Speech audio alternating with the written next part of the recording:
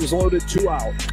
Cranks the ball, deep left field. Volpe with redemption.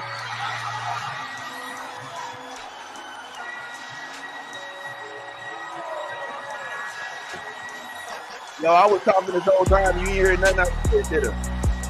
Not one word. You hear nothing I just said. This whole time I was talking. Bro, I'm literally, I didn't hear a word. Nothing come out of your mouth. All I'm hearing is that clip playing over and over again. Okay, this is okay. What I'm losing my mind. I need. So if I didn't hear you, that means nobody heard you. He's loaded, 2 out. So, all right, why don't we try like this? Just quiet that. Yeah. And let's quiet this. Yeah. And let's start this. And let me mute this. And now all is well. Let's try that again. Shall we? Okay. Here we go. Well, boom. This is some of the exciting stuff we were met with last night. Never mind. This was it, bro. It was the home run.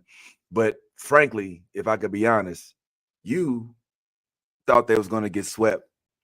In fact, there were signs that they might not even be taking this World Series seriously before Volpe hit this remarkable grand slam after Freddie Freeman did his thing and all of that. There was talk about maybe they were smiling too much. Styling and profiling. You got your own little John, like you taking pictures. Like, come on, man. This is not the type. This is why the Yankees are in the situation they're in right now. Because there's no sense of desperation. Right. Everybody should be walking in with the serious faces because this shit is serious. You're in the World Series down 2-0 to the number one team in baseball record-wise this season. And so you're pulling up, smiling and posing for camera pics and all of that kind of shit. And it just doesn't match up. What the hell is? So do we still believe that maybe that was the wrong move, or maybe was that what they needed to be swagged out, come on out, feeling good about themselves? Even though that was the game, that was right before Game 3, so that don't even apply for it. Yeah, exactly. Yeah. I don't think it worked out. That one. I think that speaks for itself at the end of the day. Yeah. All right. Well, a bunch of things stood out, man. From the game last night. I got a few things that I want to holler at you about that. I mean, let's be real. We watched the game. There were some pivotal moments. First and foremost, it looked like Freddie Freeman was about to do the thing again, right? Freddie Freeman looked like he was loaded, capped. And after that first inning, it shows once again why Shohei Ohtani is so important, even as just a name on the lineup. Even though he did hit that first ball, got on base, sat there, did his little thing with his shoulder, and was running around, with the little shoulder and shit. Still got one of the first 2 runs because he was on base. All right. But not to be outdone, then if I'm not mistaken, that's when they started to show some energy. Your boy Volpe, the hometown kid, it was clear sometime earlier in the game, he was like, bruh, I ain't finna let this go out like that. And here was one of the first signs. He got on base and he stole second. Remember that? He got on base and stole second. And we was like, oh shit, this dude is alive, right? He was killing it. And then this happened. Oh shit! Oh, out of here! Go on! Everybody coming home. Go home. Oh, he got held up. Oh my God! Something happened. Why didn't you go, Volpe? Why didn't they tell you to go? He waited. What is he waiting for? So yesterday they waved home Giancarlo Stanton but tell Volpe to hold up at third. Yo, look! I told you it was the third base coach.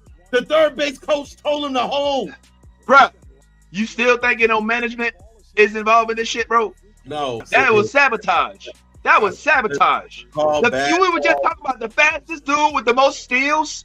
And you stop him. You stop him on third base. That's what is clearly a double. That's clearly a double, and you're in scoring position. He stole a base for this. This is not Giancarlo. He got PTS Carlo. They're giving him. Remember last night we was watching the interview afterwards, and they was like, "Yeah, it was clearly a mistake." It wasn't his mistake. He didn't make a mistake. Why are they charging him with a mistake? He was clearly waved home. He was told to go home. Told to stay. No, he was told to stay. Told to stay. Well, Mooney was trying to tell him to go. But the coach, because he was still a little nervous about what happened the night before with Giancarlo and him running so slow, I believe that he tried to play it safe. All right, so I have a couple of things to unpack, and if with the clip, right? If you notice in the clip, Volpe waits. He watches to see if the ball's going to get caught. Now, what he did that you typically see done that he didn't do was they split the bags, right? So what it is you're playing off of second base, but you're playing like halfway between second base and third base, just in case the ball is caught or fielded, then you can get back to second base. But if it's not fielded, you move to third base. What he did was, if you look where he's standing probably about maybe 2 to 3 feet away from the bag. Maybe I'll give him 5-6 feet away from the bag of second base.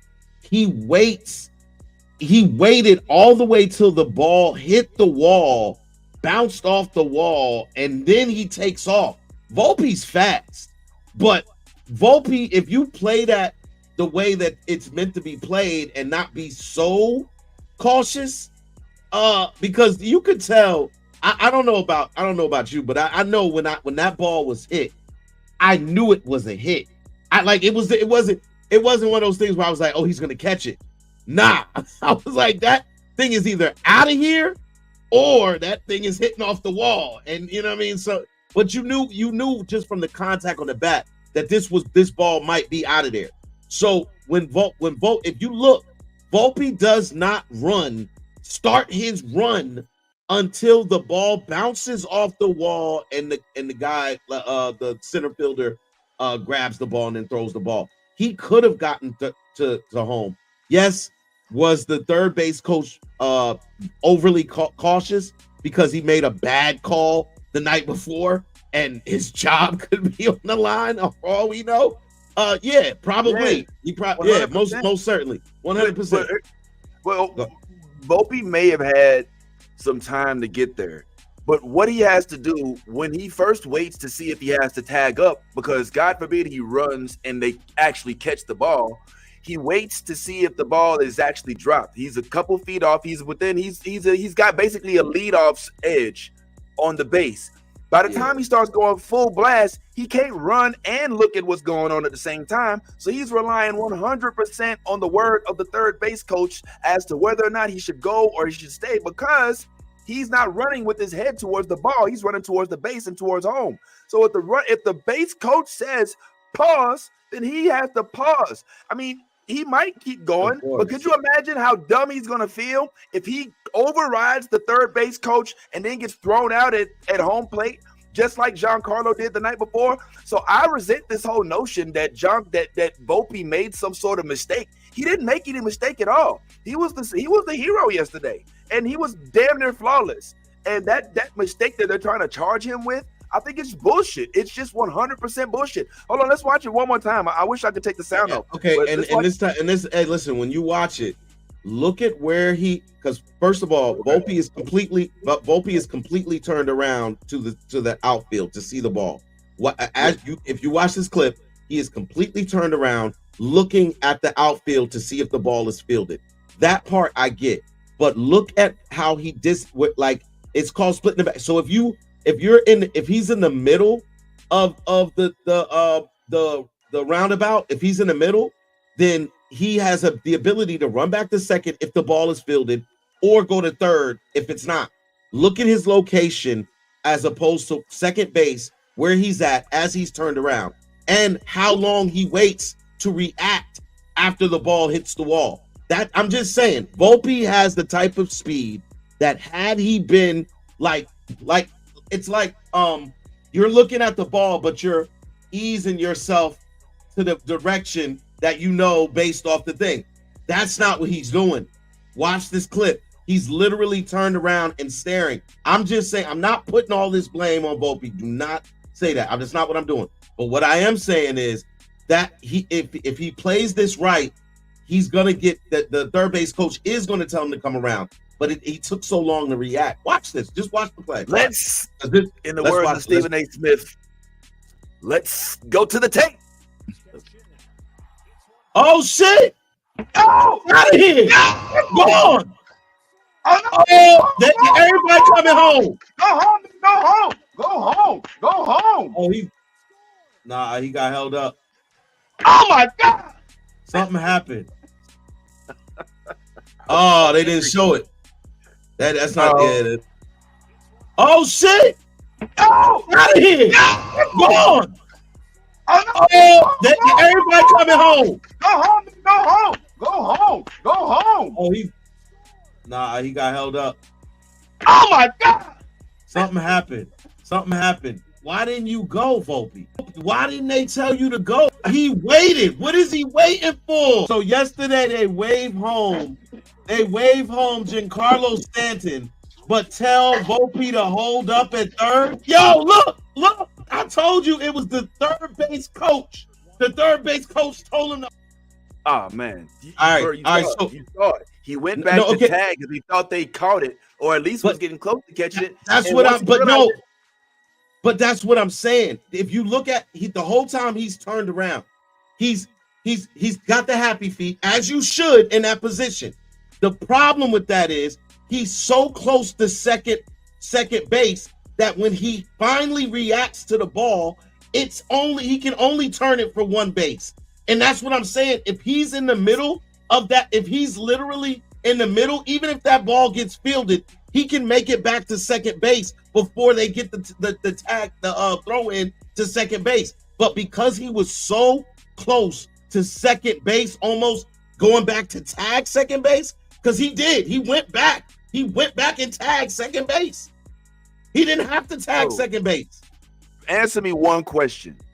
If he was not told to stop, would he have stopped?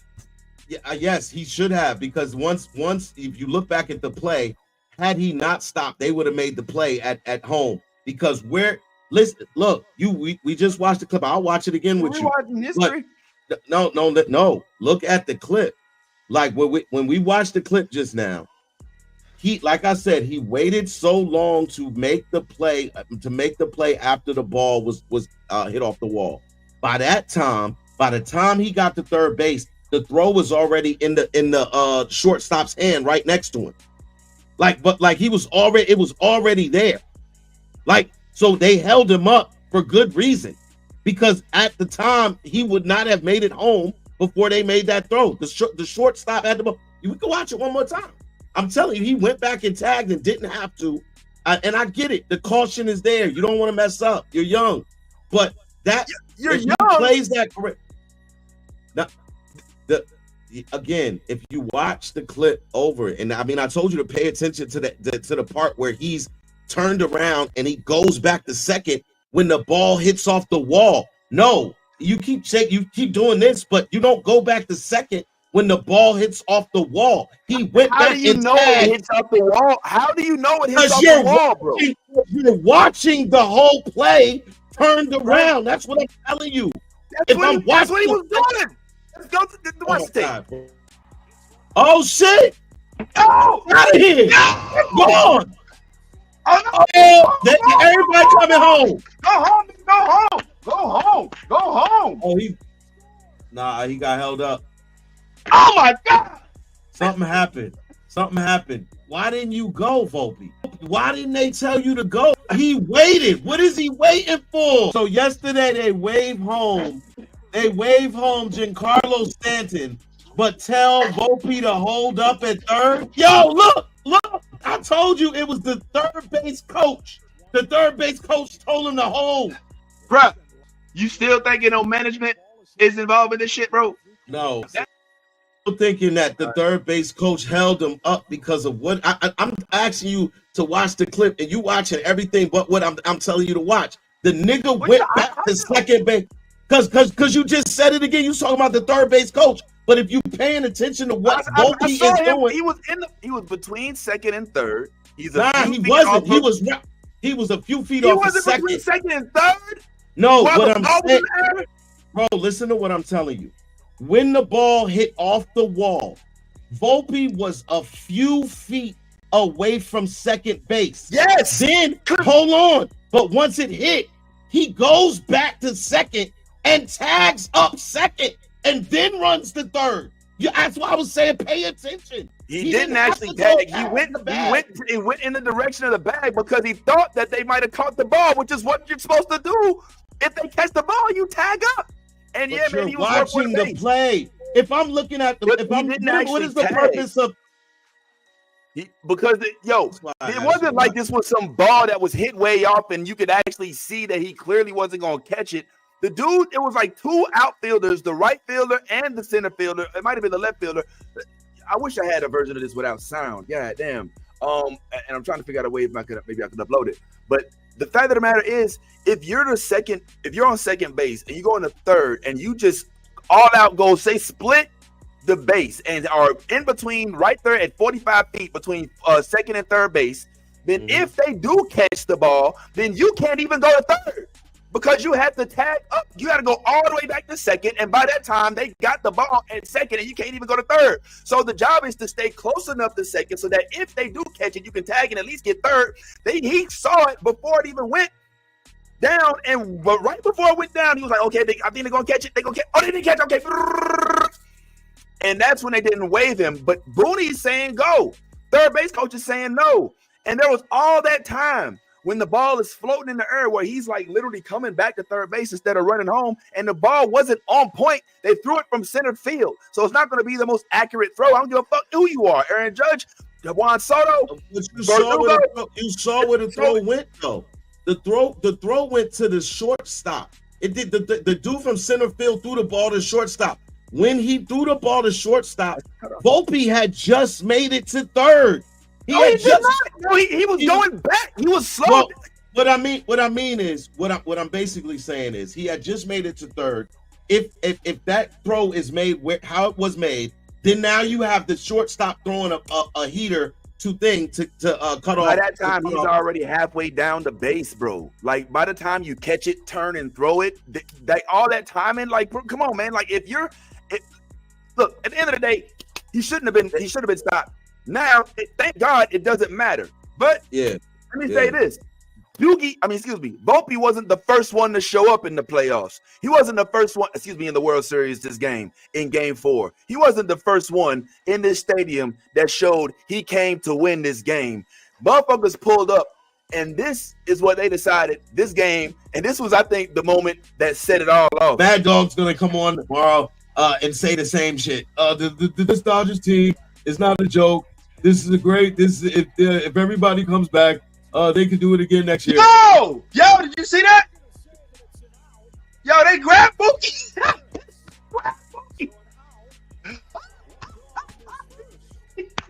Look what he said. You say what he said? He said, look, this our line right here, bro. He came over our line. Look.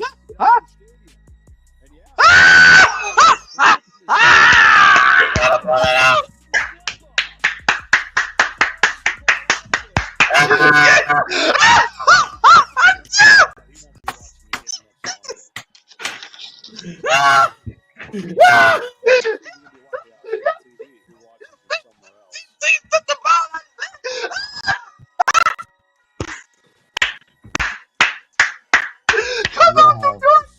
Hey, at least New York. Yo, the fans showed up. It's on you now, Judge. Hey, Yo, so dude got escorted out, but dare I say he got the MVP. This shit set it off. This was in the second inning, if I ain't mistaken.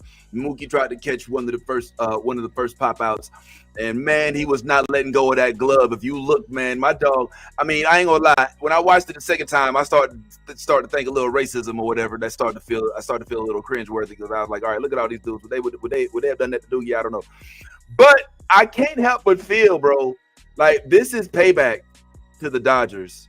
If I'm being honest, I can't help but feel like the Dodgers deserve this, and this is karma. You know what I'm saying? Because if you recall, there were some moments in the outfield when the Dodgers played the Padres in Game 2, I believe it was. And there was some shenanigans afoot in the outfield. And I think that this may be how somehow the Dodgers get their just due. I want to rub a homer, and I did it in a playoff game, so it was awesome. What was going on with the fans? What were you saying to them? No, I didn't say anything. Just I had to fight with them to catch the ball. They were hitting my glove. Jerkson, thanks a lot. Great catch. How did you make that catch? Yeah. So this ain't you. You ain't the only one to have some problems in the outfield. It just unfortunately now you on the wrong end of it because it's not happening in LA. So I'm just saying, man, maybe the baseball gods work in mysterious ways. That shit was all fun and games when it happened in LA. But when it's happening to Mookie, not granted, they violent as fuck. Like they actually physically grabbed this thing and wouldn't let him go. Like look at him, they grab his wrist. That's assault. That is assault, bro. That is a whole charge. Like I don't know if just kicking them out is enough. Honestly, look. Hey, yo, shit, bro. Listen. Hold on a second. Can we talk about my man who grabbed the gloves grip strength? You know how strong you gotta be to hold a nigga's whole body weight with a glove as you take it with one hand and pull out the ball he's holding. And out, look at this shit. Look, he's pulling it. And his man was like, you're not gonna use that other hand. I'm gonna hold that hand just in case you try to. He was like, nah, dude. Yeah. This is a strong arm robbery in every sense of the word. This is taking his arm. This is a criminal offense in the second degree. But I'm here for it because as a Yankee fan, absolutely. My man was like, we got this threshold right here. He kept trying to say, look, it came over the threshold. And we got every right to go ahead and no, you don't have every right, bro. But this will go down in history as the wildest, it's a strong arm robbery, bro. Bro, I mean, like, part of me is like, man, get the fuck out of here. And I know a lot of analysts is like, this is unacceptable, and yes, it is. And I do want to I want to also count the fact that his hand is in that glove. So they're twisting it in all kind of ways that is not meant to be twisted. His hand is not meant to go backwards like this. You know what I'm saying? And so that shit probably hurt like fuck. And Mookie was hot. He was hot. Like he was not happy about that shit. And yes, old boy ended up getting ejected immediately thereafter. Even though I honestly am a little surprised that it was just one of them that got ejected. No, it wasn't. It wasn't. It was two. Was it both of them? Because I thought it was only one of them got ejected. It was two. It's number 99 and number 42. The two dudes that did it. How much money would you put on the likelihood that? Oh yeah, I guess it was two. Yeah, this dude got a GoFundMe right now, and all of his kids and grandkids, sons, all of them college tuition paid off for that incident. They're gonna invite him back. He gonna have special seats. I don't know. Maybe they won't invite him back. Maybe they have to make a message out of him or whatever. But the fans, this nigga is a hero, bro. I mean, it's the opposite of what happened the other night when I believe didn't somebody rob LA of their own? Like when they was in LA, didn't somebody like rob when the fans took one of the homers away from him? I believe it was. I think I got that right. But yo, this shit is this is the first play of the game as far as I'm concerned. this was the first New Yorker, this was the first Yankee to make a statement. Not in my house. Not today. No, sir. All stops are being pulled. I will use my own physical body if need be as a fan. And I will hold you. I will commit assault in public for the sake of this ring.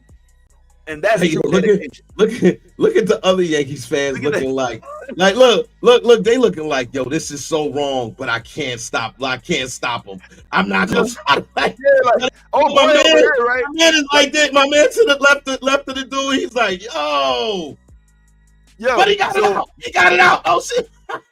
my man right here, right? He was with it at first. Then he was like, oh shit, hold on. Now my man right here is like, whoa, hold up, guys, you know. Niggas look like penguin henchmen, nigga, like straight up Gotham City dudes, bro. Like these motherfuckers. Yo, it's the grab for me. You can almost be like, all right, the glove, he's going for the ball. But the grab of the wrist of the hand, come on, bro. Come on, bro. That's assault. Should Mookie press charges on it? I don't know, man. I mean, listen, you gonna make it about him. Listen, if they lose the entire series, absolutely, I would press charges. This is strong arm robbery. We had to lose, and we got assaulted in the same building. I'm good. Like this is baseball at its worst, but also at its finest, because this is two fans of a team watching a team. Because remember, I think this was right after. This was in the second inning, was it? This was in the second inning, because the first inning, Freeman knocked the home run. So they were like, we're not going to let the Yankees lose on our watch. Like, if it's up to us, we're gonna do what we gotta do. Now, do I support this behavior? Of course not, man. You could have injured this player and everything like that. You could have caused them bodily harm, and ain't no game worth that. So, but do I applaud their dedication to the team? That's a big but. But I give a silent. I give a silent. I do. Yeah. I don't want to. I don't want to co-sign on it. But yeah, it is what it is. Is this an exclusive? I mean, because again, this is not Jurickson Profar getting the ball thrown at him type of rude. LA has some bullshit on their side too, so don't sit there and act like LA you better and you got better shit going on, because y'all motherfuckers started this belligerent shit. Dare I say, had it not been for the belligerent shit, y'all probably wouldn't have beat the Padres, because they would have been talking so much shit because they were so mad about all the dumb shit that was happening at your stadium. So, I mean, this is one incident, but this shit, you know what I'm saying? The Padres shouldn't be too the way shit was popping over there. Nah, man. And they gotta you get it how you dish it out how you get it, my homie. That's all I'm saying. Ain't nobody speak up for the dog. And now it's coming back to haunt your ass. I wish I could actually show you the actual trash being thrown in the field, but we'll say that one for another day. So Freddie Freeman them got pretty quiet after that first inning, though. Yeah, I mean, it was a reason. It was a reason to get pretty quiet. I mean, it seemed like the momentum shifted after somebody pulled up to the plate, and once that pull up happened, and they did what they had to do. The whole game changed, and I dare say, a gentleman we've talked pretty badly. Well, I'll say I've talked pretty badly about. One Aaron Judge decided that he was going to make a difference, and this is what Yankees fans have been asking for, which is not that you knock it out of the park every single time you come to the plate, even though we would love to see you do that. But that's not all we expect. What we do expect is that you give effort and make good decisions when you come to the plate. And yesterday was the first time this entire series I can say Aaron Judge made good decisions pretty much every time he came to the plate. He struck out once, but other than that, yeah, he did. He struck out once. But other than that, he had a fairly good day. I mean, he got on base, I want to say 3 times. I know he was walked. He was hit. He was hit with a pitch, and then he knocked the single or double that they missed. Tommy Edman fucked up the play. Well, then he got on 4 times because he had to hit. Yeah, he had to hit. So he was on base 4 times. I don't remember him striking out, honestly, but if you say he did, he had 1 strikeout at bat, but okay, all right. I mean, I'll never remember. I can never recall in my life ever rooting so hard for a walk, but it happened right there in front of. I told you, like, for Judge to simply not strike out is a momentous event. We caught our live. My third prediction, I guess, in that case. Third prediction. But Aaron Judge gets his first home run, not of the postseason, but the World Series. Of the series, yeah. I'm gonna have to get more familiarized with baseball. Man, that was a check swing, my nigga. He didn't even fully go through the. Yo, that was a check swing, bro. I wish he actually would have swung at it over the plate. Loud strike. Yeah, that's it. Thank you. Damn. Nigga, that's the same shit he did on the first swing. Yeah, that's the same pitch. He felt bad. He knew that wasn't no goddamn swing, man. Take the walk. Take the walk. Thank you. I never think I'd be so happy for somebody to get a ball. Oh, you talking about take the walk? Damn, he didn't even try to hit that shit. Yeah, get the walk, bro. Get the walk. A walk is better than the strikeout, bruh. Don't chase. Yeah. He's watching the ball. Don't. Oh, he had to swing. Okay. All right, come on. Hey, it's a good at bat. Good job. Yeah. Slow it down. Slow down the game, bro. Yes. Look, you hear the fans? You hear the fans? You hear the fans? They are erupting. For a walk. They like, nigga, just get on base. Just get on base. Just don't get struck out. Get on base. That counts. It counts as getting a base. Thank you. Bro, nobody should be this excited for somebody simply not striking out. But he's been whiffing so hard in these playoffs. It's so nice to just see him have what you call plate discipline, because my God, like we said last night, if he does strike out, that changes the course of the game. Because remember, if he doesn't get this in the I think which inning was it? Let me just make sure I got this right. Oh shit! Oh, out of here! So that's what I thought. In the second inning, if Judge does not get on base, or if he does strike out, they're 1 out lower, and now he doesn't even get to go up, because right before Volpe goes up, Wells strikes out. Riley strikes out. Austin Riley strikes out. Austin Riley. Sorry. Austin Wells. No. Rizzo. Sorry. Rizzo strikes out. And without Rizzo if Rizzo strikes out after Judge already strikes out, then they go and they change positions. They got to go back into the dugout. And then who knows whether or not Volpe comes back with that home run after that with the even if he does, Soto's on base. Oh, sorry, go ahead. Well, I was just going to say, even if he does, though, if Judge doesn't make the decision that he makes, the grand slam doesn't happen, because now you're not on base. So exactly. he gets a 3-1 shot, but he doesn't get a home. He doesn't get the grand slam. He doesn't get up to bat. Well, that depends, because if they would have it would have still been two outs. It would have still been 2 outs. Oh shit! His out would have been on there, and then it would have still been 2 outs. So whether or not they could have hit through that, we'll never know. But what I do know is that it wouldn't have been a grand slam, because he wouldn't have been a base runner. He wouldn't have been on base. if he makes another decision. And that was happening all night. Like they were what I saw from the Yankees that I haven't seen throughout this series is they were all hitting consistently. So you don't have to knock it out of the park every time, but if you're on base and here comes somebody and they see, oh, now I got two people on base and the base running, they were actually moving on the bases.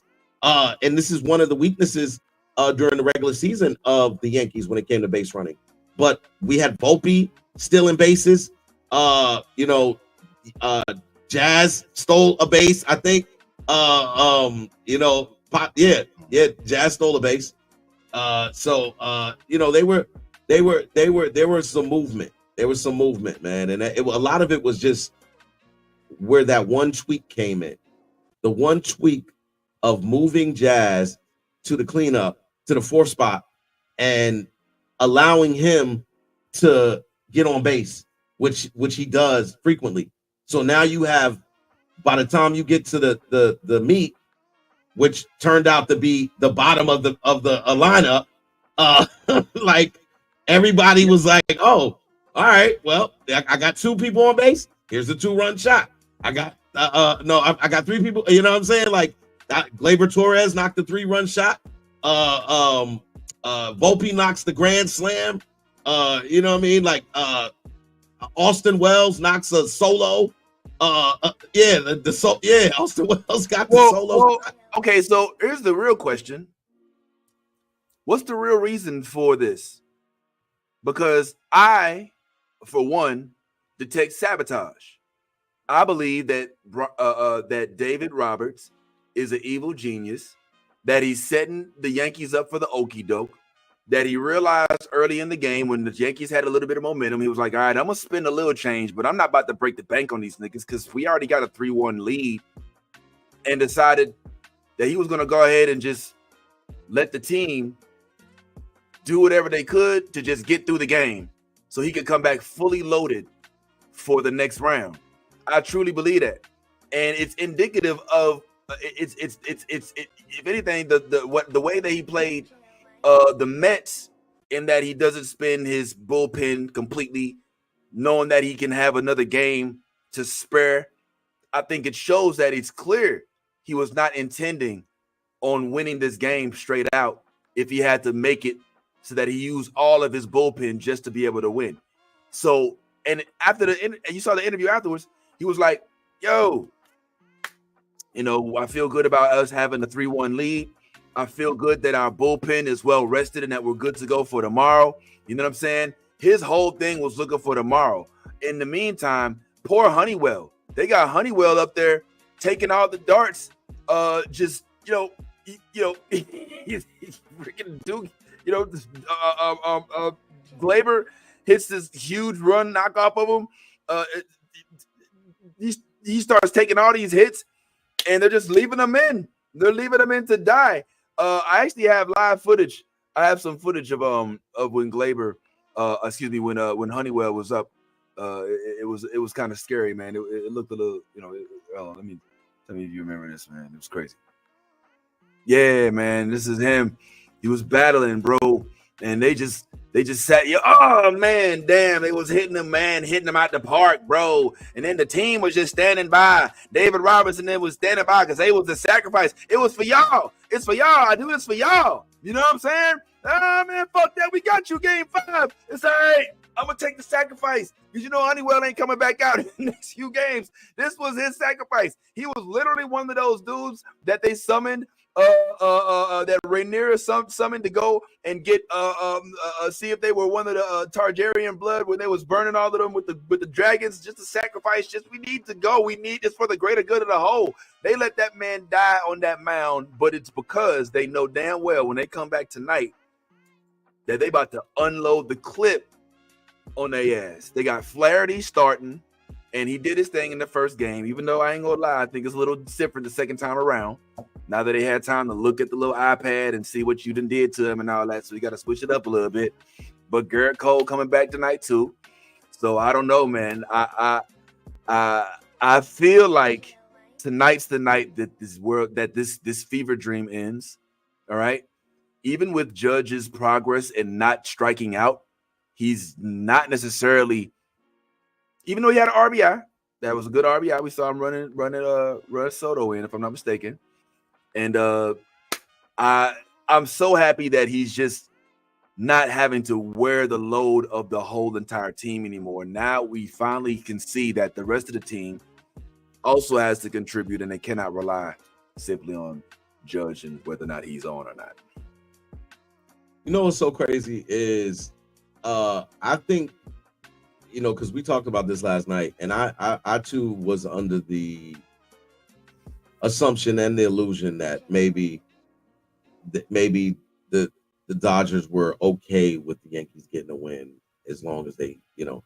But I think it also came down to game script. I think once Freddie knocked the home run in the first inning, the Dodgers probably were like, oh, we're just gonna walk the dogs on them. And when Volpe knocked the grand slam and they you know, the hits started coming and everything like that, then I think that's when the decision was made by Dave Roberts. Kind of like, all right, listen, I can already see where this is heading, and I'm not about to get into a dogfight with them. Let them go ahead and have their night. Let them have their night. You know, we'll get the bullpen some rest. We know we got our stud pitcher pulling up in Flaherty in the next game. I'm secure with him as our starter. I'm pretty sure we can get it done with him coming in and you know, the bullpen rested. So there's that. What I do see is a shift in this last game where the Yankees actually, for the first time, played as the team. And yes, it was the first time in the World Series and in the play. Yes. This was the first time you got to see their full array of weapons when everybody is clicking and things of that nature. I think they can piggyback off the same momentum for at least one more game in New York. And so I think it's not going to be, it's definitely not going to be what we saw yesterday. It's not going to be a 12 to 4 game, or, you know, it's not going to be that. However, I do think it looks a lot like game one, with this time them being able to close the door at the end, as opposed to, you know, reopening it and allowing, you know, Freddie Freeman or Mookie Betts or whoever to you know, walk out of the game with some level of heroism. So no, I think that the Yankees get another game. We talked about this last night. The fix is in.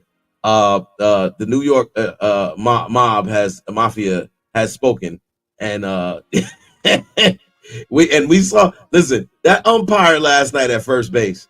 We got some questions that, you got some questions to answer, sir. He was way too animated. He was way too animated on them outs. Nah, he was outing it. He was like, out. He's out. I'm like, hold up, sir. Like, I'm not even a fan of them. I'm not even a fan of the Dodgers, but that guy was clearly safe. And you he just had to challenge it. He did that multiple. Hey, I'm just making sure y'all still paying attention. And there was a couple of them. They let a couple of them high balls, but that's baseball, you know.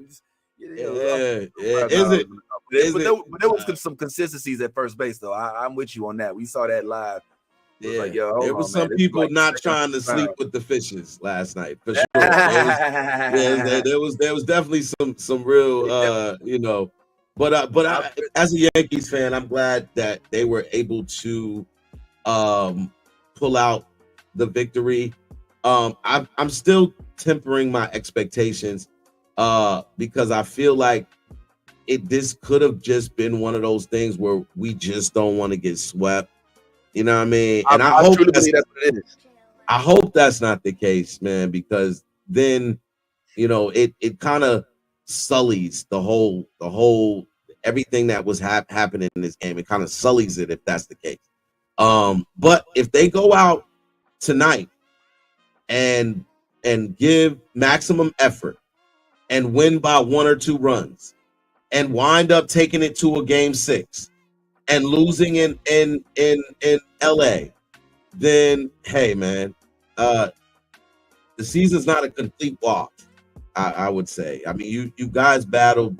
You shouldn't have probably got those 2 wins, but you did, and that'll be something that they can build off of in some way, shape, or form. But I think it's definitely going to be a struggle tonight, for sure. It's definitely going to be a struggle, one way or the other.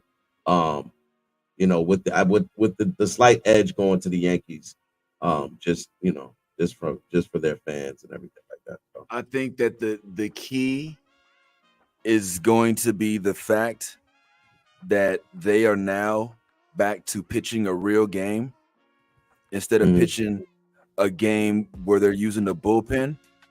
I think that tonight is the night that they get put out of their misery, unfortunately. As much as I would rather see a game 6, I just don't see it. I believe that they were able to get hits off of the bullpen last night because the bullpen is weak. And I don't think that they had any success with any of the starting pitchers, not even Walker Buehler. So I'm happy that Garrett Cole is here. Here's the only thing that gives me a little bit of comfort with the Yankees possibly pulling off another win is the fact that if you go back to game 1 from start to finish, with the exception of the error that led to that Ohtani score when Glaber dropped the ball that was thrown to him by Soto from right field. If you take away that grand slam from Freddie Freeman from Cortez, they won the game. And I don't mean just they had a higher run. I don't mean they just had more runs. They actually played a better game with the exception of that error. So if they can maintain that game 1 energy, bring in that game 4 momentum, and then keep that game 1 pitching, then we should be good to go, with one caveat.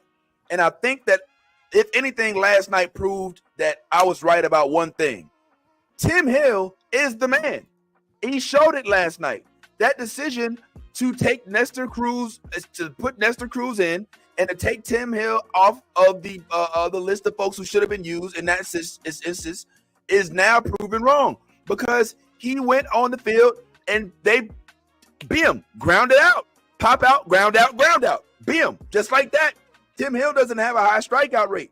He gets motherfuckers to pop out. He's a spin shooter. And so that's what the fuck they needed for Freddie. They didn't need a dude to come in and throw fastballs that Freddie's going to hit off of. You know what I'm saying? Yeah, he's a lefty too, but at the same time, it's like, he showed it last night. And so if they do lose, fortunately for them, since they didn't get swept, I don't think that Boone's head is on a spike anymore. I think he gets a lashing now. I think he stays with the Yankees, especially if they win tonight, which I don't think they will. But man, I don't know. Flattery is a whole motherfucker, bro. You know, you can only hope that if one of the keys is going to be if Judge shows up as game 4 Judge, better chance. Which is why will kill the game. Which is why I'm giving them a slight edge, because that was the difference. The difference in game 1 and game 4 is you see Judge being patient at the plate. He's seeing the pitches. He's making better decisions, which leads to more at-bats for the team as a whole, because he's not taking that one out. And now you're in a position where you only have 2 outs. What I'm not expecting him to go crazy tonight. I'm not expecting him, but I'm expecting the same level of patience that he showed in game 4, because he sees that it works. He sees that it generated positive energy and positive situations for the Yankees. I'm also, one of the other key reasons why I think that they may win tonight is because I think Jarrett Cole has something to prove. This moniker that has been attached to him as being the greatest, the best pitcher in all of baseball and all of that, like, you have to live, but you have to be that guy in these moments to keep that type of the moniker. So if they're dedicated to allowing Jarrett Cole to finish this game and him pitch 7.5, 8 innings, then if he can withstand pitching, which I know he can withstand it, it's just if he can stay under 3 runs, if he can keep it under 3 runs for 8 innings pitched, and then the last 2 innings you bring Luke Weaver in to close it out, then I'm absolutely all for the Yankees being able to put together 4 runs and win this game. Yo, you know what really is is low key a thing that, I mean, I know again these aren't I know you hate these comparisons, but I got to do it anyway. What we're noticing now is the neutralization of the big beasts of these two teams is having an impact on both sides. So when you got your boy Shohei Ohtani, who now has a bruised shoulder or whatever, and can't necessarily do much of anything, except for he did get on base that first time, but he's not stealing bases like he was. He's not a threat like that. You actually probably are thinking about pitching him in certain ways that allows him, that makes it so that he has to decide whether or not he wants to throw out his shoulder or not. But now, if he takes a back seat and then Judge actually steps up and increases his numbers while Shohei's dies down a little bit, then that might be a key factor too. You know what I'm saying? Because it feels like they successfully kept Shohei at bay, and by that I just mean he ain't been hitting balls out the park, and he ain't been stealing hella bases. He ain't Shohei of. He can't though, right? Exactly. I mean, he's like the whole. No, yeah, but I mean, like the difference is we're talking about is, and that's why I hate that when you do these comparisons, especially when it's these type of situations, because Ohtani is in essence injured. He's injured. He's right now hampered with the type of injury that does not afford him full extension on his swing. So you cannot if he's able to get a single, you're happy. If he's because you don't expect him to get any hits right now. What management is doing is they're putting Ohtani out there with the hopes that you walk him. That's what they're doing. They're like, we'll put him out there and hope that you guys walk him and get him on base. Why? Because we know he can still run. We know he can still run. Even with the tied up elbow, with him holding, he can still run. He can still get from base to base. So that Aaron Judge. Yeah. No, he did. And like I said, if he gets a single, you're happy because you don't expect him to get anything out of that full extension because he's injured. So what I'm saying is right now, when it comes down to Aaron Judge, this is different. Aaron has to be mentally sound in order for him to do the right things. All he has to do is see the pitches, not swing at the stuff on the outside that they're throwing to him. Pay attention to what they're pitching you, and just take the pitches. If it's not there, don't go reaching for it. You don't have to go swing at everything hard because you think, just get on base and allow your team that extra out to use up the lineup. We saw Verdugo, Wells, Volpe, Rizzo, Jazz all benefit from your plate. Yes, Doogie. Yeah. So everybody benefited from your decision making yesterday. So yes, you don't have to go out there and smack home runs every single time. Although as a Yankee fan, we'd love to see it, but you don't have to. Just being smart at the plate affords your team a better chance to win. And that's all we want to see right now is smart. Just be smart. And he was smart yesterday. I'll give him that. He was smart. I mean, all he had to do was pass the baton in a manner that didn't come with some sort of defeatist attitude. I guess it's so much easier to let somebody else be the superhero as long as I'm not fucking up their opportunity to do so. And I believe that the whole time he kept swinging, missing, and all of that whiff and all of that chase. I think that especially when it's coming from the dude who's getting the most money on the team. You know, kind of. But I also still believe that this whole time the Judge factor had been way too much put on Aaron Judge. I know we disagree on this.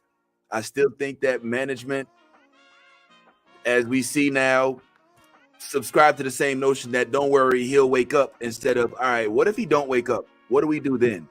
And a combination of him having more batting control, and him and Boone switching up the lineup a little bit, even though I know he's done that before. Mm-hmm. And I'm curious to see what he does tonight, honestly. But that's easy. I mean, Vince, that I get what you're saying, but that's easy to say now that you've finally seen the rest of the Yankees lineup show up. But when they weren't showing up is why there's so much pressure on an Aaron Judge. We're paying you $347 million. You get paid $40 million every year. Like you have to show up. You're batting. You're hitting 62 home runs, 140 RBIs during the regular season. We have to put pressure on you. We need that production in the playoffs. It doesn't make any sense to say, yo, they're putting too much pressure on a person who shows up during the regular season with those type of numbers. And then it's when it gets to the playoffs, oh, they're putting too much pressure on them. No, that's a cop-out. That's a cop-out for non-productivity in the postseason. So that the idea that, oh, they put too much pressure on him and don't put the same amount of pressure on Shohei, there's a reason. Shohei has Mookie Betts. He has Freddie Freeman. He has Teoscar Hernandez, TK Hernandez, Muncy. You can go on, the list can go on and on. You pick up Flaherty, you pick up Tommy Edman. Why would we put all the pressure on Shohei when we've been productive without Shohei being productive? It's not the same with the Yankees during this World Series. Without Judge being productive, the team has not been able to put up enough runs to win these games. And that is why the pressure is on Judge, and why, frankly, Judge puts the pressure on himself, because he knows that he's been non-productive in this series. So, yeah, absolutely, man. Come on, man. But here's the problem. You said that they didn't need Shohei to win.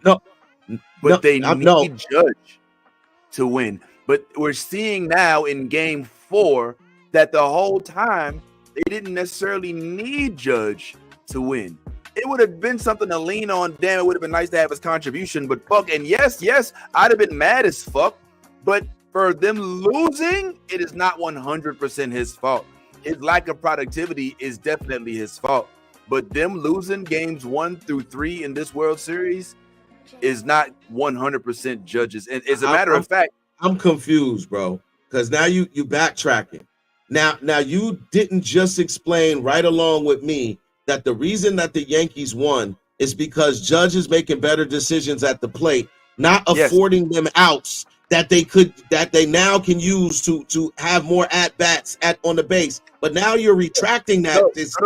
Because you're saying okay. No, I'm not retracting that at all. I think two things can be true at once. I'm saying that it's great that Judge is contributing by not striking out, but the other half of that is just as relevant as the first half. Him not striking out ain't shit if Gleyber doesn't hit, if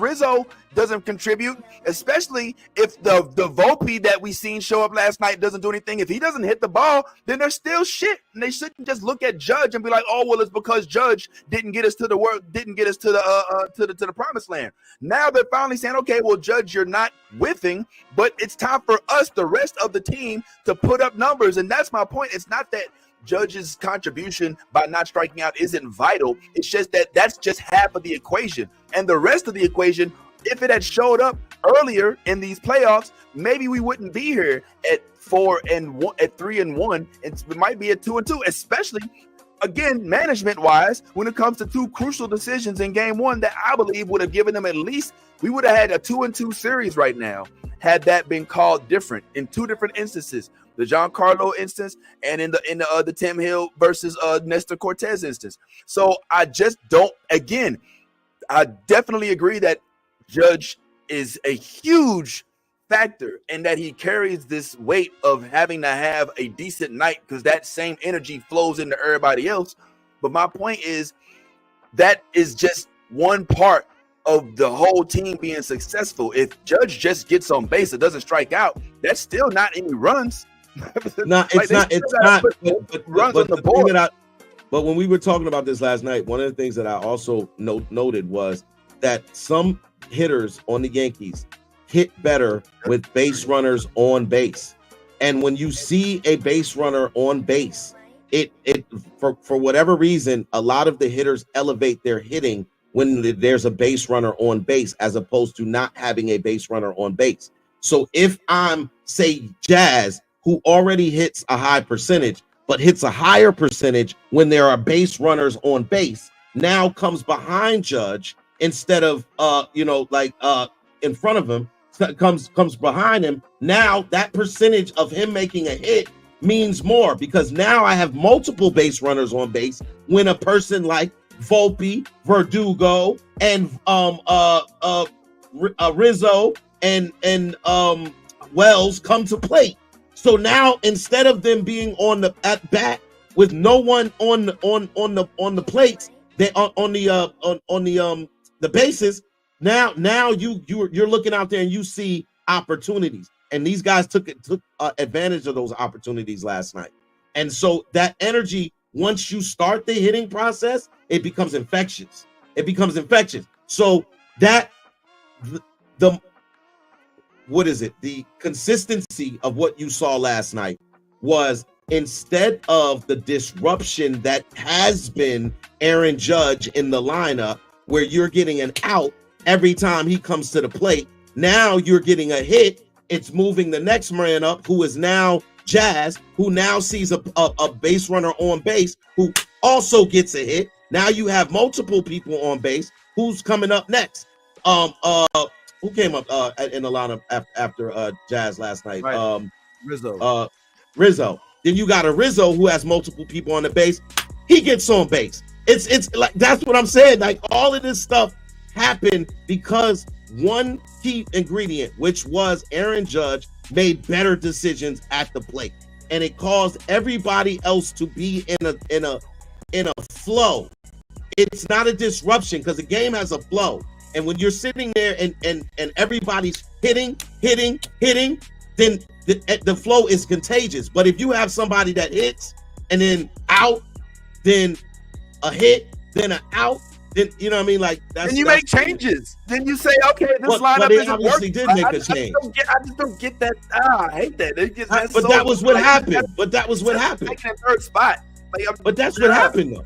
That's what happened. But I mean, I just hate the fact that, okay, so we need Judge to strike out to get walks so that the rest of the team can perform. That's bullshit. That doesn't happen with Shohei. That doesn't happen with Freddie Freeman. That doesn't happen with anybody else. Nobody else needs somebody else to do something better for them to contribute. The whole team wants to do something when it's time to do it. So this whole notion that Judge has to lead us off with positive energy for everybody else to produce is annoying. It's annoying. And if the Yankees need Judge to get walked just for them to show up, then they suck. I'm sorry, that's trash. Let me. You should be showing up. You should be showing up either way. You shouldn't need motivation from the captain for you to do so well. All right. So let me ask you a question. Because Mookie was in a rut.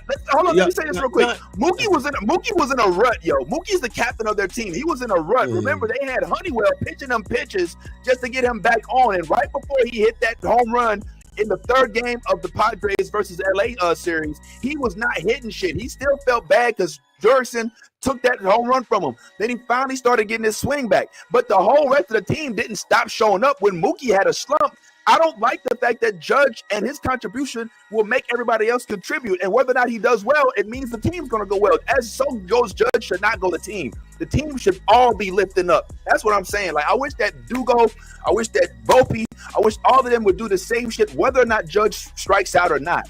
That's all I'm saying.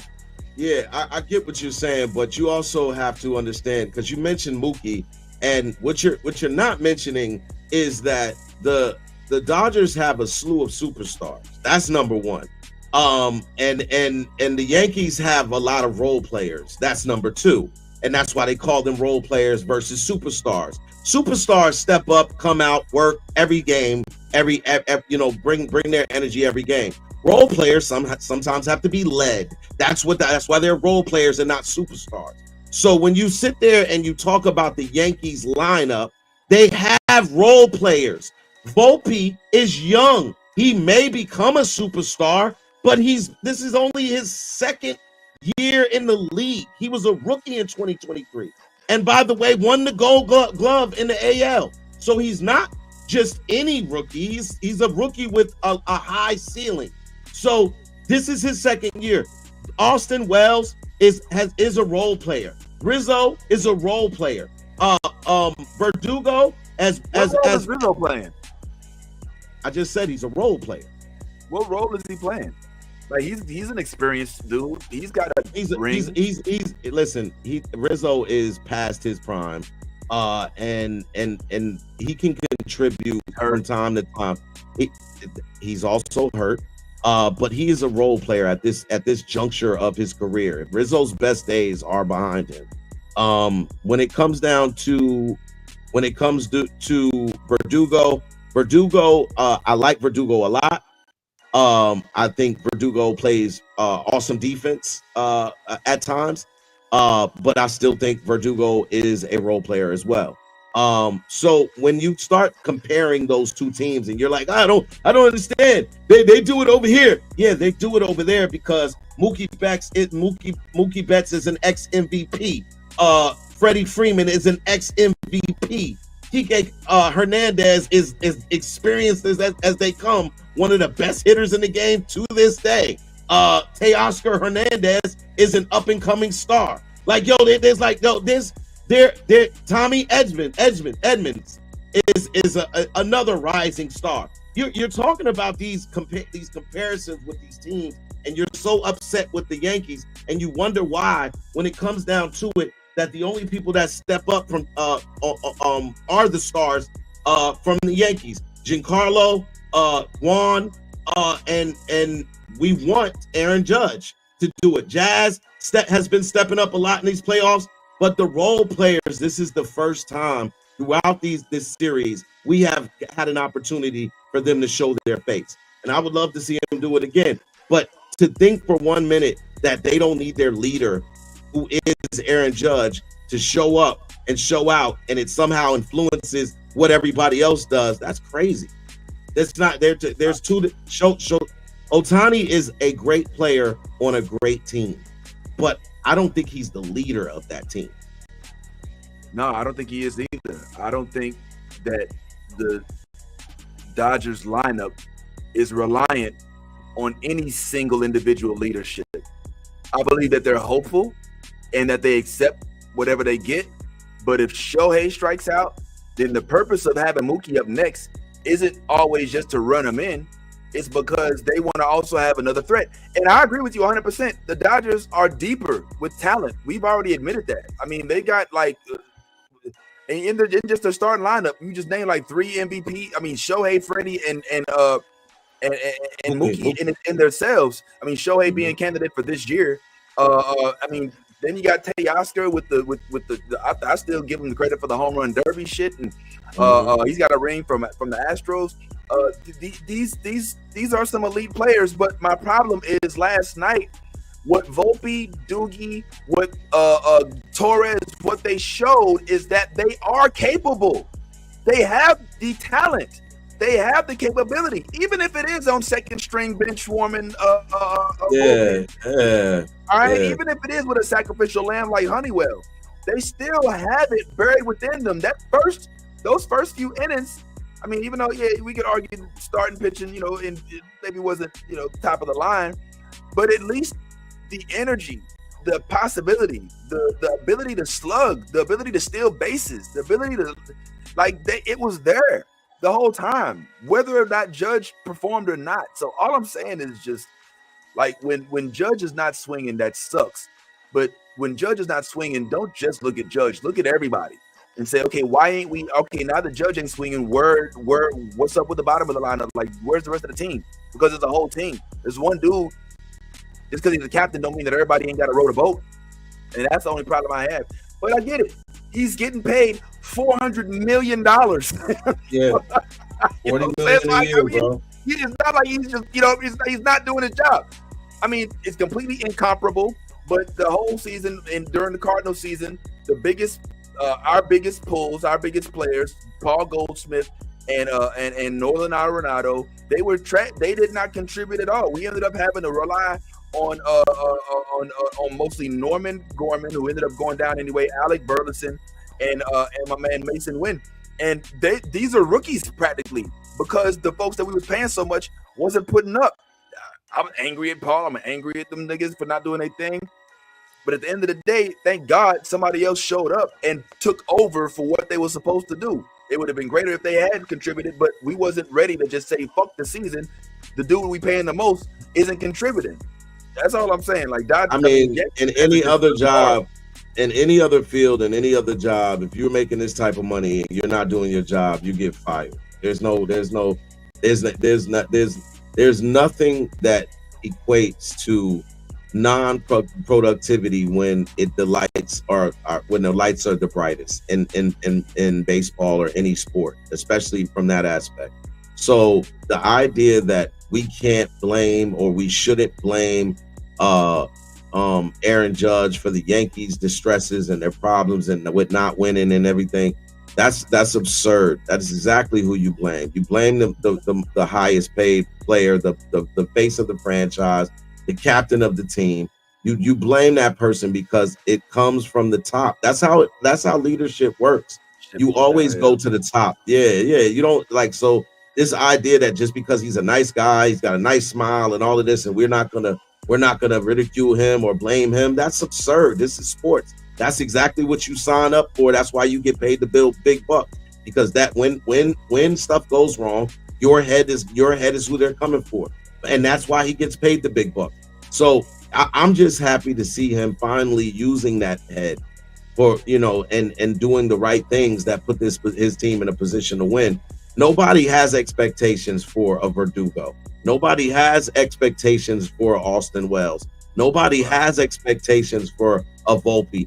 Like these are projects that we hope that will turn into something greater. But there's no expectations for those guys. They're not making the type of money that these big the Juan Sotos of the world and the Aaron Judges and Giancarlo Stantons are. There's expectations there. So what I saw last night from Volpe was amazing. It felt good. To see a hometown bred individual from I think he grew up in the Lower East Side of Manhattan, and then moved to Jersey, so he's hometowner. Italiano.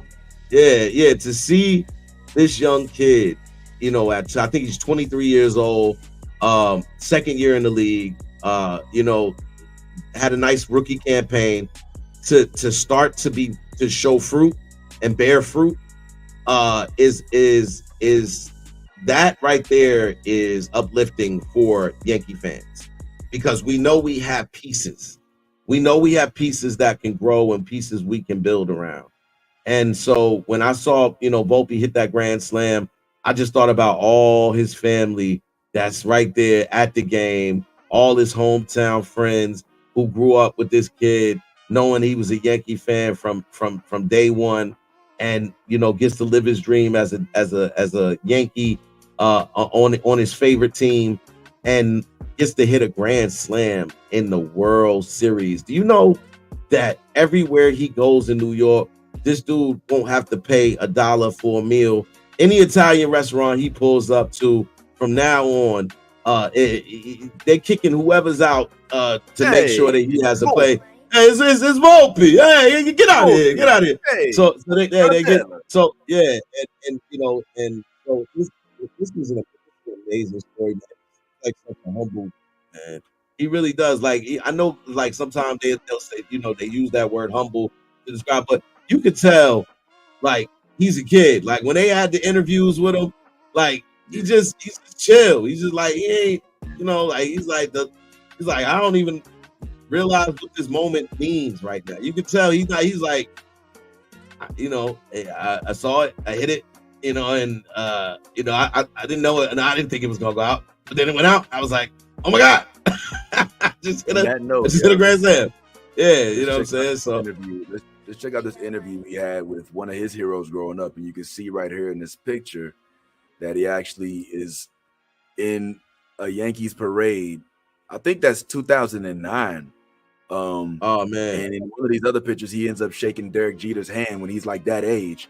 And here he is interviewing with Derek Jeter. So let's see what he's talking about. I mean, the Yankees and the organization, and growing up watching these guys had such a big impact on my life, on my relationships with my parents, with my sister, everyone. And I mean, the memories watching them, we still talk about. I think that's what makes the Yankees, and the city and these fans and everything about it. I mean, there's nothing like it. It means the world. I mean, the Yankees and the organization, and growing up watching these guys had such a big impact on my life, on my relationships with my parents, with my sister, everyone. And I mean, the memories watching them, we still talk about. I think that's what makes the Yankees, and the city and these fans and everything about it. I mean, there's nothing like it.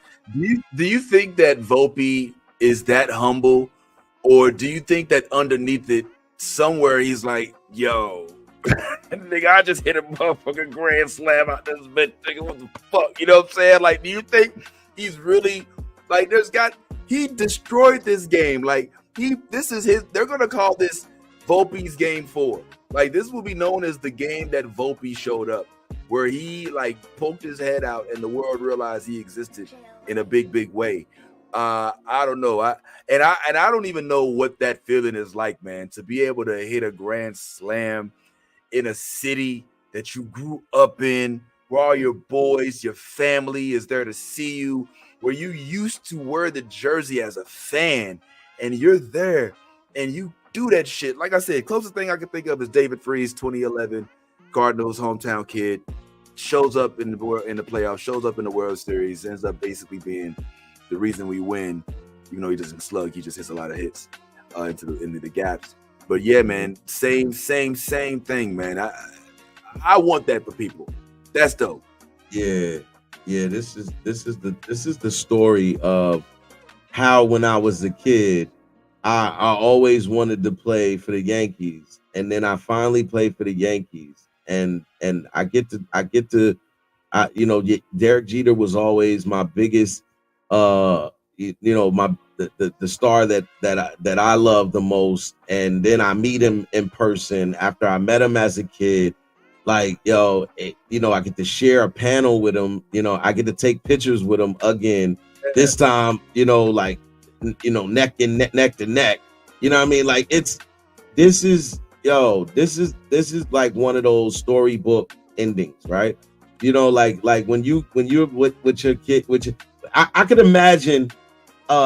He looks like he's probably about 9 or 10 right there. I could imagine a 10-year-old Volpe talking to his friends. Yo, man, when I grow up, man, I'm gonna play for the Yankees, man. And you know what? Yo, I'm gonna win the World Series, man. I'm gonna be a Yankee. I'm gonna be better than Derek Jeter, man. Watch, man. They're like, man, you're crazy, man. You'll never be better than Derek Jeter. You won't make it to the Yankees. You suck. And he's like, nah, man, watch, I'm gonna do it. And he's like, and then fast forward 13 years later, this dude is at the mound, bases loaded, in the second inning. Pow! Grand slam in the World Series. Yankees win. And facing an elimination game. In an elimination game, yeah, and not to mention he's stealing bases too. I mean, he just came alive, man, and I think this is the surprise that the Yankees needed, and it just felt like he was like, nah, not today, man, not today. So kudos on him. Not in my hometown. not in front of my family and friends. Nah, you ain't whooping me. You gonna have to kill me. And that's what I saw. I saw the 10-year-old him in that moment. The 10-year-old him that was like, I'm gonna be a Yankee one day, and I'm gonna do whatever I gotta do to be a Yankee. That's what I saw. I saw a 10-year-old out there having a blast, having fun, because it didn't stop there. Yo, if you look at his line yesterday, I think he had the grand slam. I think he also hit a double. I know he had at least 3 hits.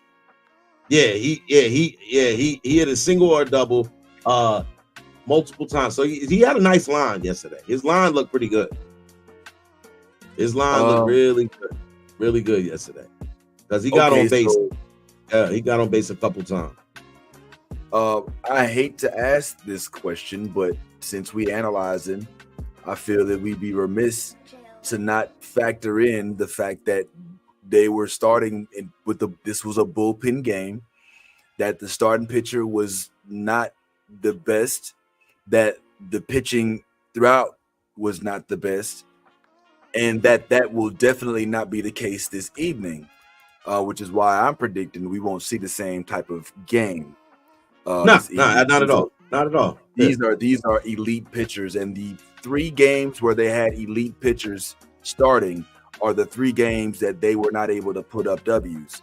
Even though I still think that the first game was a win that they allowed themselves to defeat themselves. So how much of last night's victory and fun and all of the hits and the grand slams do we really attribute to lackluster pitching rather than actual talent on the Yankees lineup? Well, I'm just saying, like, I ain't trying to knock nobody, but I mean, they couldn't hit that shit off of Yamamoto. They wasn't hitting like that off of Buehler. They wasn't even hitting like that off of the bullpens that were coming in to relieve the starting pitchers. So yeah. I mean, that's a fair. That's a fair. I said this from the get. When they had this game, I was like, look, I ain't gonna lie. I hope that they win. I think that they'll win one of the 2 first few games. But I say they run out of starting pitchers. You know what I'm saying? They run out of starting pitchers because of the short pitching staff for the starters, with Glass now being injured and the other one, Kershaw being injured. So they got 3 solid starters and bullpen, but fortunately they only got 7 games. So crazy, which is so crazy that Kershaw and Glass aren't there, and which means the Dodgers low key are better than we even think. Because imagine if they were there, like this. Exactly. Imagine if Kershaw. Yeah, that's the scary part. That's the scary part of what they got going on over there. That they just added clarity to that pitching staff, like Kershaw, Glass, Flaherty, Yamamoto, like it's basically like it's a complete. And I mean, don't forget, you're going second. Well, they picked up Kopech. Oh yeah, he hasn't played towards the end. I mean, he ain't really been, he's a little shaky, but I mean, he's a fairly decent pickup. And yeah, but hey, look,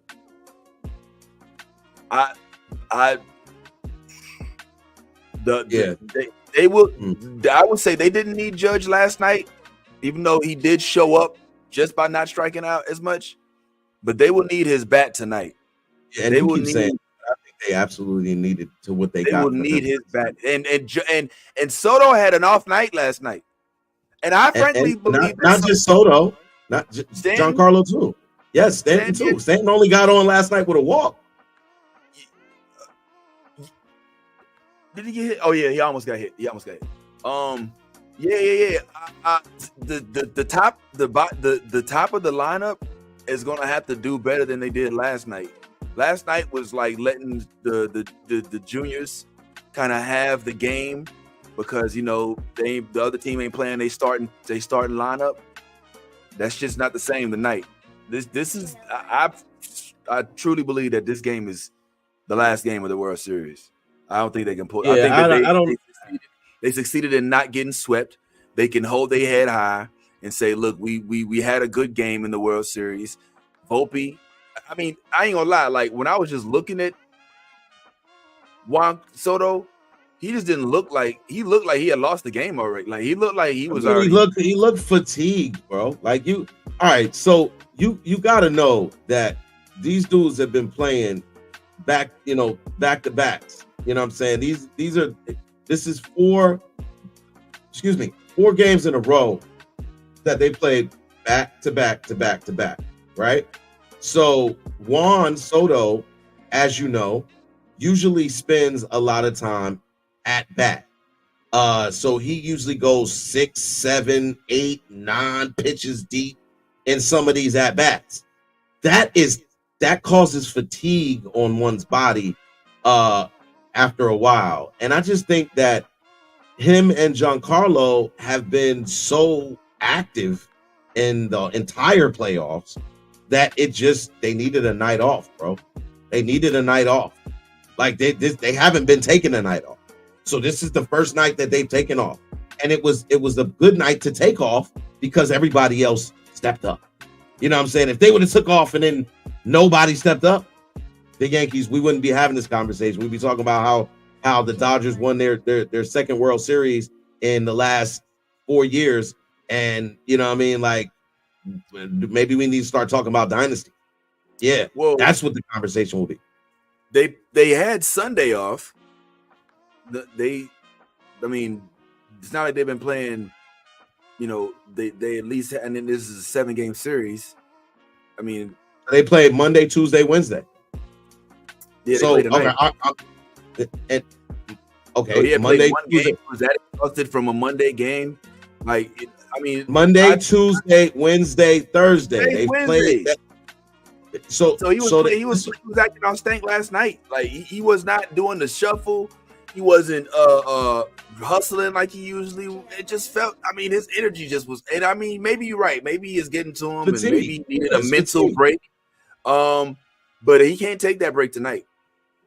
There's no room for error. I don't think either of them take that break tonight, and that's why I said if you're going to take a night off, last night was the night to take off because everybody else stepped up. They all know, all of the stars know what Flaherty brings to the table, just like all the stars on the other side know what Cole brings to the table. This is going to be a pitching duel. Who breaks first? Does Flaherty bend first or does Cole bend first? Whoever bends first is what's going to determine who wins this game. If Garrett Cole comes out and is Garrett Cole the amazing, then I give the edge to the Yankees. If Flaherty comes out and is Mr. October, then I give it to the Dodgers. But I have a sense that Garrett Cole has something to prove. I feel like he's going to come out and he's going to pitch probably, arguably, one of the best games that he's ever pitched in the playoffs or in the postseason. He may go 9 innings for all we know. Like he may pitch a complete game depending on what's going on. But listen, it's a possibility that he may have to. And if that's what has to happen, then so be it. But I think the Yankees, again, if they stick to the game script that they had last night, even though I do understand and I feel like the assessment you made about the pitching has a lot to do with the hitting. Yes, when it came to this game, I never expected a large hitting duel. I don't expect a lot of runs. Like I said, I wouldn't be surprised if this is a 3-2, 2-1 type affair. You know what I'm saying? So that's fine. I just think that it's going to come down to who has the better pitching tomorrow night. And I mean, not tomorrow night, but tonight. and it's going to be for me. I think Jarrett Cole goes probably 7 1/3. He might go that dude might go 8 innings. This is essentially his last game for the season. So if he doesn't go all, he should go 100 or more pitches tonight.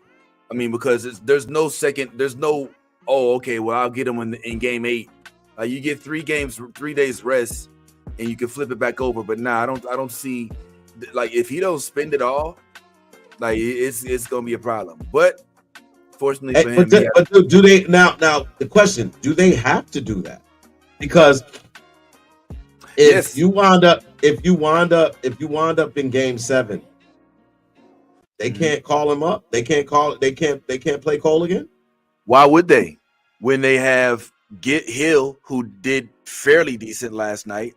When they've you're playing in LA, and it's again. Remember what I told you before about especially if they wind up in this position. If they wind up in that position in game 7 in LA, you play your best players. And if you have an opportunity to get a Cole in there off 2 days rest, then you play him, because you're not going to play Rodon. You're not going to play you're not going to play Hill, and Gill might you could possibly give him some middle relief.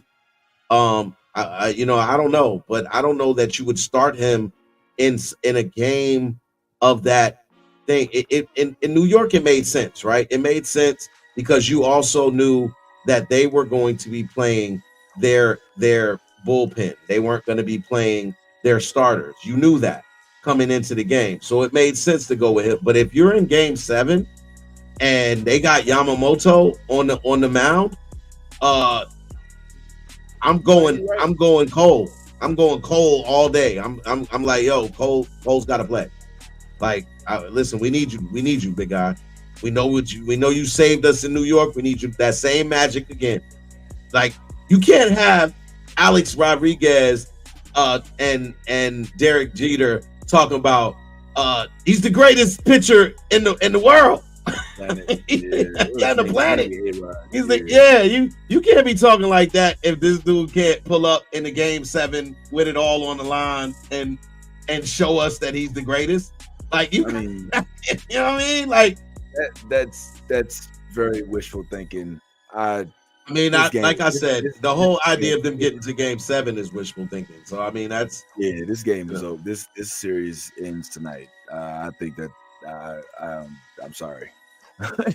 it ends tonight, and I'd like to see them go out with a good fight.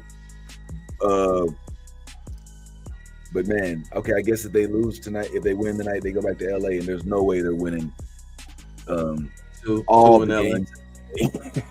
They're not going to win 100% of the games in LA. So I do think that that last night was a yelp on their way to the bottom of the pool, but David held them underwater, didn't let them up for air, just like he said. Maybe that was some air, but it is what it is.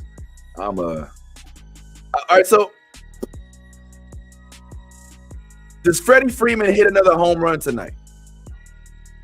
Yes. No. You think so? No. I think Cole is going to be ice on that plate. I think he's going to be ice on that plate. I really do. Like, I feel like if ever there's a time to cement your legacy and to, put a stamp on this idea that you're the best pitcher in baseball, this is that opportunity. And the matchup is what's got me. The Flaherty Cole matchup. Like, if I'm Cole and Flaherty comes out hot, it only amps me even more. Like, this dude's got 3 strikes, I'm gonna go get 3 strikes. Like, I feel like it's gonna be like what I said. I feel like this is gonna be one of those 2-1, possibly 3-1 games. And if there are runs that are scored by the Dodgers, they'll be RBI based. It'll be like that. It won't be necessarily home runs or out of the park stuff. And same thing for the Yankees. The same thing for the Yankees. I think everything kind of comes within the hitting pocket. And who knows? I may be wrong. I mean, even though I do agree with you that the Volpe, the Wells, the Verdugo home runs last night were more than likely attributed to the lack therein of pitching prowess.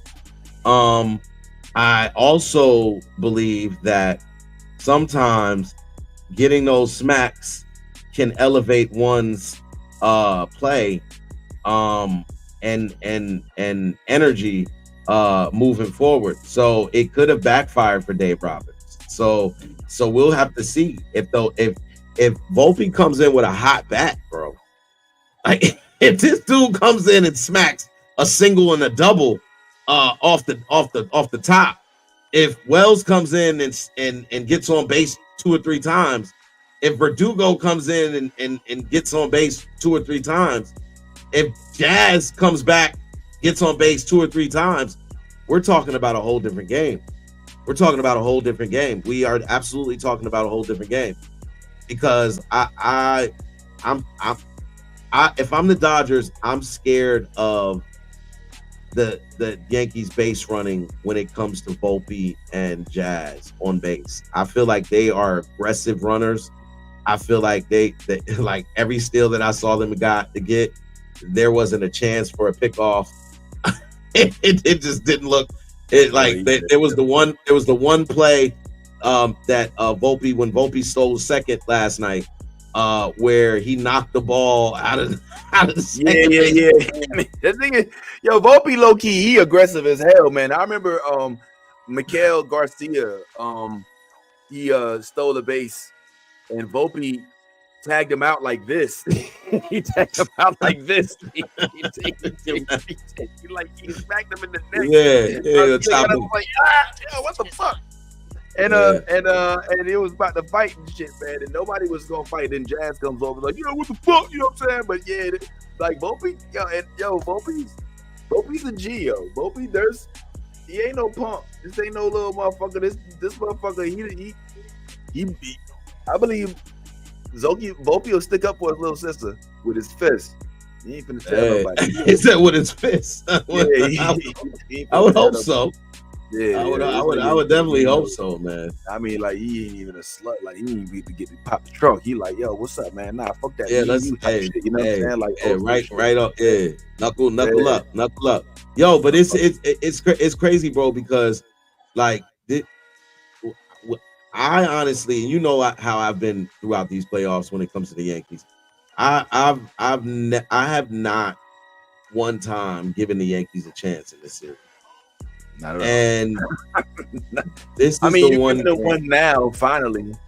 Yeah, I'm giving them one now because I really feel like that game 1 was a winnable game with Cole pitching, and Cole pitched 6 innings in that game, and so when you see them dedicated to the idea that